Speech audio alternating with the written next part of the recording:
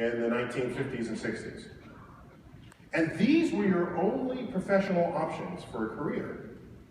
Well, you would not be the hostess or the model or the secretary. You could be a mother, perhaps, possibly a nurse, but you would have been a school teacher.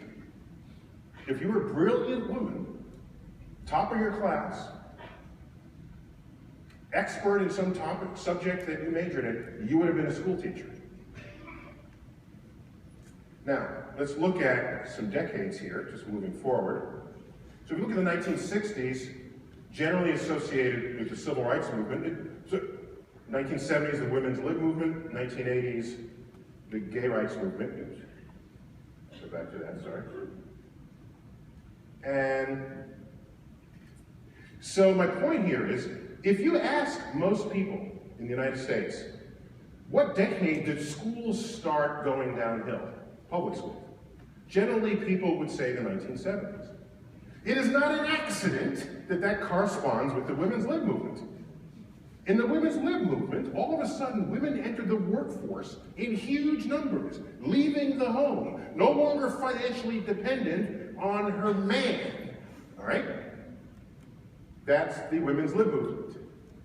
And so now, those brilliant women have other career options ahead of them. They don't have to be school teachers. And now there's a huge vacuum in the school system because society expanded to accommodate brilliant people in brilliant professions. And that gap was filled by less talented men and less talented women. Thus was the beginning of the decline of our school system. By the way, this sequence of movements, this should tell you, can we go back to this? This should tell you why you would expect a black president before a female president, before a gay president. That's that sequencing. This is the United States.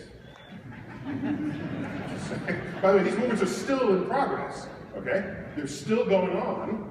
I'm just, of course, the civil rights movement really began in the 50s, but meaningful legislation after the Brown Board of Education in 1954, the Housing Rights Act and all of this kicked in the 60s.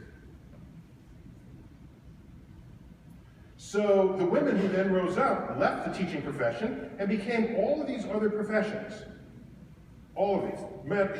These were professions, this is quite a range here that I'm offering, these are professions that no women occupied in the 1950s.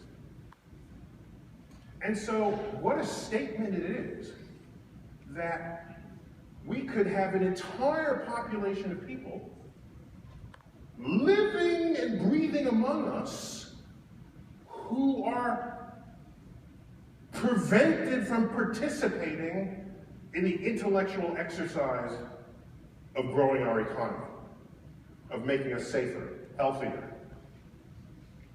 And so anytime you see a population, whatever it is, if they're disenfranchised, either by law or by practice or by cultural bias, you should say, what are we missing as a society because of that?